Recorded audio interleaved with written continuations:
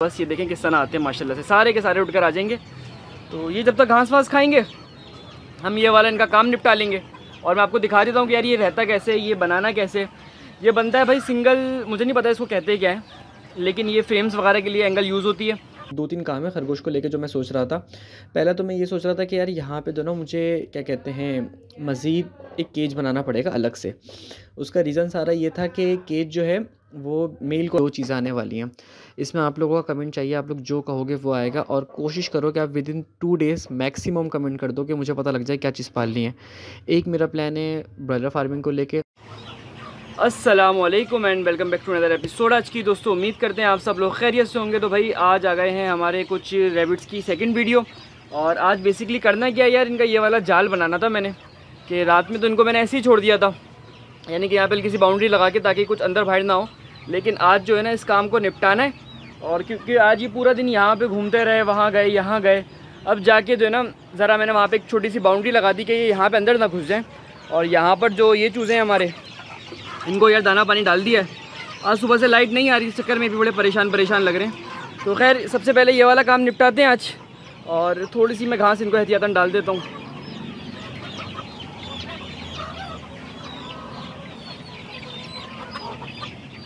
देख रहे हैं फुल फ्रेश किस्म की घास है ये, और बस इनकी फेवरेट है। इनको आप ये डालनी है आपने थोड़ी देर के लिए, और बस ये देखें किस तरह आते हैं माशाल्लाह से, सारे के सारे उठकर आ जाएंगे। तो ये जब तक घास वास खाएंगे हम ये वाला इनका काम निपटा लेंगे। और मैं आपको दिखा देता हूँ कि यार ये रहता कैसे, ये बनाना कैसे। ये बनता है भाई सिंगल, मुझे नहीं पता इसको कहते क्या है, लेकिन ये फ्रेम्स वगैरह के लिए एंगल यूज़ होती है। और इसमें होल्स होते हैं छोटे छोटे, फ्रेम्स वगैरह के लिए नहीं, रैग्स वगैरह के लिए। बहुत सस्ती मिल जाती है, 500 रुपये किलो मिली है। जैसे कबाड़ी से लेंगे तो 220 रुपये किलो मिल जाएगी, 200-250 रुपये किलो। तो इस तरह मिल जाती है। बाकी कहीं फिट का हिसाब होता है, कहीं अपना हिसाब होता है। अच्छा यहाँ पे सीन ये है कि ये चूज़ों से डर रहे हैं और चूज़े इनसे डर रहे हैं। बस कुछ चूज़े जो सुबह से बाहर हैं तो उनको इनसे थोड़ी सी दोस्ती हो गई है, वो इनसे नहीं डर रहे, वो इनके साथ बैठ के इन्हीं की घास खा रहे हैं। और ये जो हैं ये अंदर अपने सुकून से बैठे हुए हैं। तो चलें आज पहले ये वाला काम निपटाते हैं, क्योंकि आज बहुत सारे काम हैं मुझे यार। आज शिफ्टिंग करनी है, 10 किस्म के काम है जो मैंने आज निपटाने। और ये देख रहे हैं माशाल्लाह से कितने खूबसूरत लग रहे हैं आप। यार मुझे घास का एक आप लोग मशवरा देना, ये घास ज़मीन पे फेंकना मुझे सही नहीं लग रही, क्योंकि मैं ज़मीन पे फेंकता हूँ ना बहुत सारी घास ये ख़राब कर देते हैं। कहीं हैंग करने का हिसाब किताब होना चाहिए। अगर हो ना तो मुझे मशवरा देगा, फिर छोटी छोटी गड्डियाँ बना के इसको भी हैंग कर लेंगे, वो ज़्यादा बेहतर रहेगा। जैसे कि देखें ना ये वाली घास मैंने अंदर डाल दी अभी थोड़ी देर बाद। ये सुबह मैंने इस्तेमाल करी थी, अभी यहाँ की तरह सफाई वफाई के चक्कर में इसको मैंने अंदर डाल दिया, तो घास जो ना बड़ी गंदी हो गई है। तो ये अच्छा नहीं लग रहा पर्सनली मुझे भी यार, कि अच्छे से मुराद है कि सही तरीका नहीं है ना खाना देने का। खाना साफ़ सुथरा होना चाहिए हमेशा। ये एक फ़ीमेल अंदर बैठी हुई है, ये फीमेल, दोनों फीमेल्स अंदर बैठी हुई हैं। एक ये 2 प्यारे प्यारे से ये बाहर निकले हुए हैं। इनको जो ना बहुत जल्दी, जिसे कहते हैं, इनके नाम मैंने लिखने हैं ताकि मुझे पता लग जाए कि भाई कौन सी फ़ीमेल है कौन सा मेल है, और उसकी हेल्थ वगैरह का मुझे पता लगता रहे, क्योंकि इनकी शक्लें बिल्कुल सेम है। थोड़ा सा भी पता नहीं लगता कौन सा इसमें बड़ा। सिर्फ एक फ़ीमेल का मुझे इसमें पता है, बाकी जितने भी है ना ये सब के सब ऐसे ही हैं। देख रहे हैं माशाल्लाह से खाना खाते हुए कितने प्यारे लगते हैं, बहुत ज़्यादा खूबसूरत लगते हैं यार ये खाना खाते हुए। तो चलें वीडियो को लंबा नहीं करते, पहले अपने टॉपिक पर आते हैं और फिर इसको निपटाने के बाद आगे चलते हैं। अच्छा जी, तो यार अब जो है ना इस फ्रेम को बनाने के लिए मैंने आपको बताया था कि कुछ भी नहीं, खाली बोल्ट्स में इसमें 2-4 लगा दूंगा, और बोल्ट्स लगाने के बाद ये कम्प्लीटली रेडी हो जाएगा। अच्छा कुछ चीज़ें थी यार ब्रॉयलर फार्मिंग के हवाले से मैं चाह रहा था कि आप लोगों से डिस्कस करनी है, और वो इंशाल्लाह नेक्स्ट वीडियो में करेंगे, क्योंकि इस वीडियो के अंदर तो ना कुछ शिफ्टिंग वगैरह का काम है। पर वीडियो को कंटिन्यू करने से पहले मैं एक बात बताना चाहूँगा कि हमारा पोल्ट्री फार्मिंग का जो कोर्स था ना उसके ऊपर भाई तकरीबन समझ लें आपको मज़ीद डिस्काउंट मिलेगा। एक्चुअल प्राइस 4000 थी, और फिर मैं 2500 का किया था, और अब 1500 का है। पर सिर्फ और सिर्फ जनवरी 1 तक, जनवरी 1 तक कोई भी अगर परचेज़ करेगा तो उसको 1500 रुपये की उसकी प्राइस पड़ेगी। तो बहुत ही ज़्यादा मुनासिब कीमत है यार। और इसके बाद अवेल करो, उसके बाद अगेन जो भी प्राइस होंगे वो जनवरी 1 के बाद दोबारा से रिवाइज़ कर देंगे। तो ये सिर्फ उन लोगों के लिए जो ज़ाहिर सी बात है वीडियोस वगैरह देखते हैं। और मैं इसका पोस्ट वगैरह नहीं लगाऊंगा ना फेसबुक पे ना यूट्यूब कम्युनिटी पे, क्योंकि जो लोग व्यूअर्स हैं ना खाली उनके लिए लिमिटेड किस्म का। तो ज़ाहिर सी बात है क्योंकि हमारी इस पर कंसल्टेशन वगैरह भी इंक्लूड है, तो ये भी एक बहुत बड़ा आपको प्लस पॉइंट हो जाएगा। अच्छा यार खरगोश के साथ अब 2-3 काम है खरगोश को लेके जो मैं सोच रहा था। पहला तो मैं ये सोच रहा था कि यार यहाँ पे जो ना मुझे क्या कहते हैं मज़ीद एक केज बनाना पड़ेगा अलग से।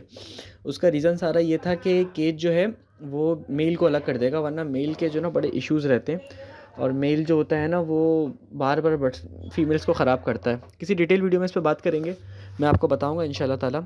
लेकिन मेल जो है ना वो बार बार फीमेल्स को देना नुकसान ही पहुंचाता है। तो इसीलिए एक तो मैंने एक अलग से केज बनाना है और उसके अंदर हम 2 किस्म के मेल रखेंगे, क्योंकि यहाँ पे मैं कलरफुल्स रैबिट भी लाने वाला हूँ। क्योंकि अब ये मेरे हिसाब से जिस तरह थे ना, ये उस हिसाब से ब्रीड है, तो ये बड़ी परफेक्ट है। अभी लोकल पे काम करेंगे इंशाल्लाह, बहुत ही जल्दी न्यूजीलैंड वाइट के ऊपर करेंगे। तो भाई हमें बताएगा कमेंट में ज़रूर कि आपको किस तरीके के लगते हैं ये रैबिट्स, और क्या इनका हिसाब किताब है, आपको किस तरह ये कैसे लग रहे हैं। अच्छा जी, काम हो गया हमारा ख़त्म, और ये जाल लगा हुआ इनको समझ में नहीं आ रहा, क्योंकि पूरा दिन ये बाहर रहे थे। अब ये सोच रहे हैं यार ये क्या कर दिया इन्होंने। तो बहुत जल्दी यार एक प्रॉपर सा जाल बन जाता है इसका, इसके थ्रू आप इसको बना सकते हो। सिंपली कुछ भी नहीं करा, मैंने आपको दिखाया कितना परफेक्ट बना है कि बर्ड्स इसमें आराम से बाहर नहीं आएंगे। जितना मर्जी जोर लगा ले निकलेगा भी नहीं, इसको निकालना और लगाना भी बड़ा आसान है। तो अगर आप लोग भी सेटअप कर रहे हो ना यार, तो इस तरह का आप जाल बना सकते हो। और जगह जगह पे मैंने इस तरह के जाल बना के लगाए हैं, बहुत ज़्यादा सस्ते पड़ जाते हैं। ये जाली मेरे पास पहले से मौजूद थी केज की। आपके पास ये वाली जाली नहीं है, आप कोई और से मार्केट से जाली खरीद के ले आओ। और इस जाली का बस फ़ायदा ये कि ये जंग नहीं खाती, इसलिए इसको मैं बहुत ज़्यादा यूज़ करता हूँ। तो भाई बहुत ज़्यादा खूबसूरत लग रहे हैं, परफेक्ट लग रहे हैं। मैं आपको ज़रा दिखा दूँ कि अभी जबकि इनको अभी 2 मिनट पहले मैंने खाना दिया, इनकी आँखें जलती हुई कितनी खूबसूरत लग रही हैं। और इनको मैं अभी घास दिखाऊँगा, ये भागते हुए आ जाएंगे। इधर आओ, आ गए हैं। तो चले भाई मिलते हैं नेक्स्ट एपिसोड में, बल्कि नेक्स्ट एपिसोड में नहीं, मैंने चूज़े शिफ्ट करने, नेक्स्ट पार्ट में मिलते हैं। अच्छा जी, तो आ गए यार दूसरे वाले सेटअप के ऊपर, और यहाँ पर प्लान ये है कि यहाँ से चूज़ा शिफ्ट करना है और यहाँ की सफाई करनी है। थोड़ा सा स्मेल ज़्यादा हो गई है यहाँ पे, आप देख रहे हो बुरादे की हालत अच्छी नहीं है, तो इसको भी ज़रा साफ़ सूफ करना है, इसको चेंज करके नया डालना है और सारी की सारी सफाई होगी। तो अभी देख रहे हो यार चूज़ा जो है ना यहाँ पर थोड़ा टाइट हुआ हुआ है, यानी कि आपको मैं ज़रा दिखाऊँ तो इतना टाइट होना अच्छी बात नहीं होती, इसमें चूज़े के मरने के ज़्यादा खतरे होते हैं। तो इसलिए इस पूरी की पूरी जगह की सफाई भी करनी पड़ेगी, बहुत ज़्यादा गंद हो रहा है। वीडियो को लंबा नहीं कर रहा, अच्छी नहीं लग रही, ज़रा सफाई वफाई कर लें, उसके बाद ज़रा कंटिन्यू करते हैं।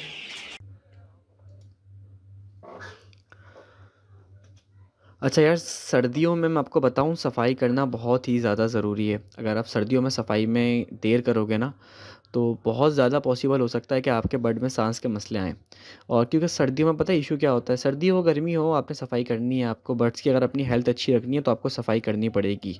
अगर आप सफाई में आलकस करोगे ना, तो भाई ओवरऑल आप बहुत ज़्यादा नुकसान में रहोगे।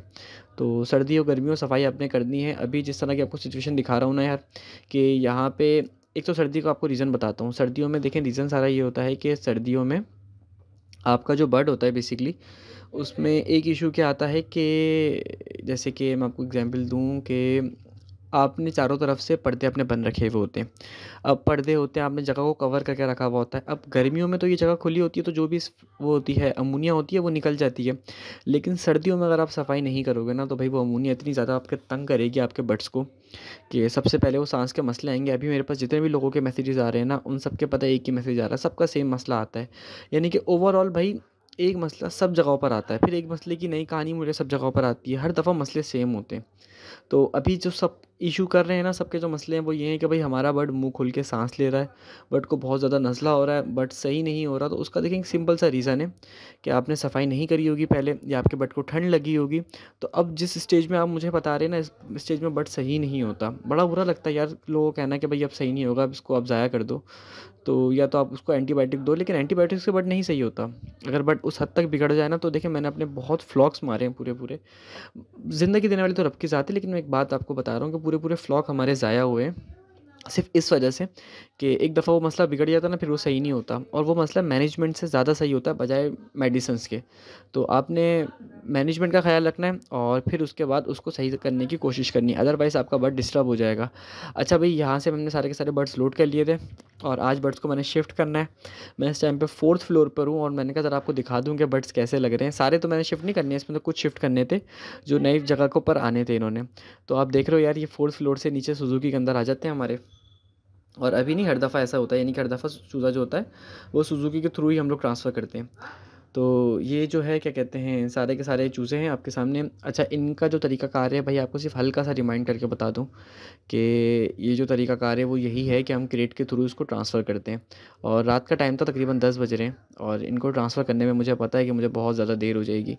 तकरीबन तकरीबन जिसे कह सकते हैं ना कि भाई ऑलमोस्ट समझ लें 11-12 बज जाएंगे, 12 या 12:30 बज जाएंगे, क्योंकि सिर्फ शिफ्ट नहीं करना है, इसके बाद बहुत सारे काम भी होते हैं और ठंड भी हल्की हल्की हो रही है। उसके बावजूद भी आप मोटे कपड़े पहन के तो काम नहीं कर सकते ना, वो कंफर्टेबल नहीं होता बंदा। तो इसलिए बस इनको सबको आज ही शिफ्ट करना है और इसके बाद जो है ना क्या कहते हैं, नेक्स्ट जो है ना भाई 2 चीज़ें आने वाली हैं। इसमें आप लोगों का कमेंट चाहिए, आप लोग जो कहोगे वो आएगा, और कोशिश करो कि आप विदिन 2 डेज़ मैक्सिमम कमेंट कर दो कि मुझे पता लग जाए क्या चीज़ पालनी है। एक मेरा प्लान है ब्रॉयलर फार्मिंग को लेके, और दूसरा प्लान है मेरा बटेर फार्मिंग को लेके। ब्रॉयलर फार्मिंग पे मैं वीडियोस बना चुका हूँ, और अब सर्दियों में लोगों के पास नए चैलेंजेस आ रहे हैं, तो उस पे कहेंगे तो उस पे वीडियोस आ जाएंगी, और अगर आप कहेंगे कि भाई बटेर पर आ जाएँ तो बटेर पर आ जाएंगी। दोनों चीज़ें लाइन में ही है, बस आपकी तरफ से वेट है कि जिस तरह का कस्टमर्स का रिव्यूज़ आएगा ना, तो उस तरह पे रिस्पॉन्स को लेके फिर हम डिसाइड करेंगे कि हमने करना क्या है। तो अब जैसा कहेंगे वैसा उसको हम कर सकते हैं। बटेर फार्मिंग में ये है कि मैंने काफ़ी टाइम पहले बटेर पाले थे, 2-3 महीने पहले पाले थे, और अब मुझे तो ना बटेर फार्मिंग का कोई इतना ज़्यादा आइडिया नहीं है। कर रहा था मैं, ऐसी बात नहीं कि मैं नहीं कर रहा था, कर रहा था, पर अब जो है ना वो थोड़ा सा डिले कर दिया है। तो ये भी एक अच्छा ऑप्शन बन सकता है, अगर आप चाहो तो फिर हम इस पे भी वीडियोस बना सकते हैं, क्योंकि वीडियोस ऐसी हो ना यार, प्रोडक्टिव हो। खाली चिड़ियाघर बना लूँ मैं और उस चिड़ियाघर से मैं ही पैसे कमाऊँ, तो फिर क्या ज़रूरत है ना, तो मज़ा नहीं आएगा। इस तरह का हो भाई हमारा जो फार्म का सेटअप हो कि वो सबके लिए फ़ायदेमंद हो। अगर मैं तोते पाल रहा हूँ तो तोते का एक बिज़नेस होगा, अगर मैं बटेर पाल रहा हूँ तो बटेर का बिज़नेस होगा, ब्रॉयलर का बिज़नेस होगा, अगर मैं खरगोश भी पाल रहा हूँ तो इसकी भी बिज़नेस वायबिलिटी देख रहा हूँ मैं। ऐसा नहीं है कि सिर्फ़ खुशी-खुशी के लिए मैं पाल रहा हूँ। इस पे कुछ वर्किंग चल रही है, थोड़ा टाइम लगेगा मुझे इन चीज़ों को समझने में।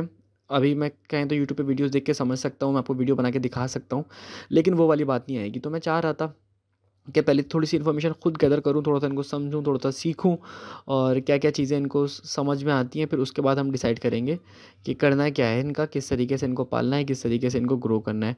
ओवरऑल यार लगते बहुत खूबसूरत हैं, और अगर कोई पालना चाहे ना, मेरा मशवरा है कि रख ले एटलीस्ट घर में। अगर स्मेल का भी इश्यू है तो केज में रखे, और केज में जो नीचे की ट्रे है वो थोड़ी-सी गहरी बनवाए, तो उसमें ये है कि पूरी की पूरी ट्रे निकाल के गन बाहर फेंक दिया, तो वो आपका इश्यू रहेगा, ईज़ी रहेगा।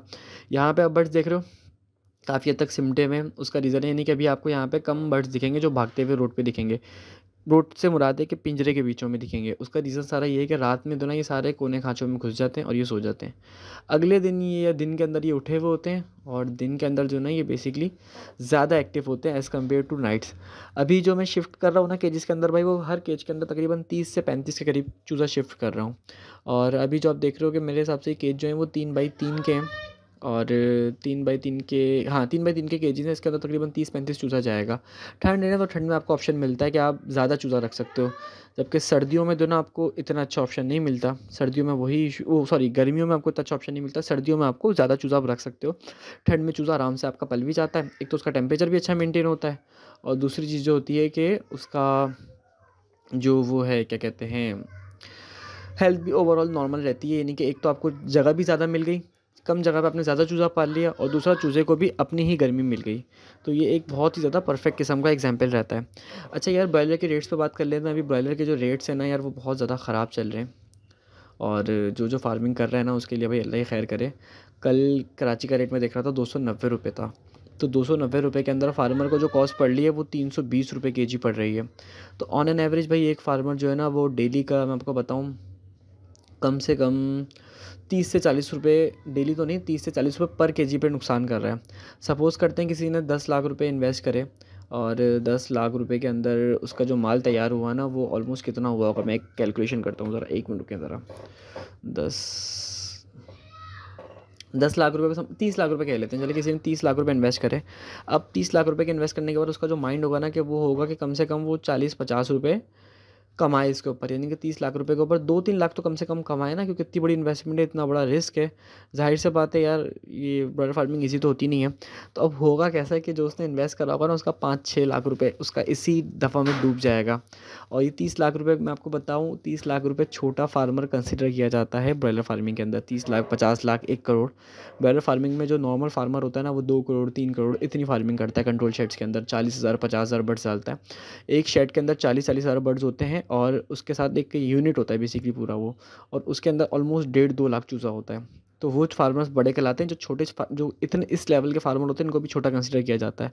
तो ये बेचारे नुकसान करेंगे यार, और इतनी इन्वेस्टमेंट के बाद, इतनी मेहनत के बाद, इतने गंदे मौसम के अंदर, यानी कि इस टाइम पे ब्रूडिंग करना बड़ा मुश्किल है, इस टाइम पे चूज़ा पालना बड़ा मुश्किल है।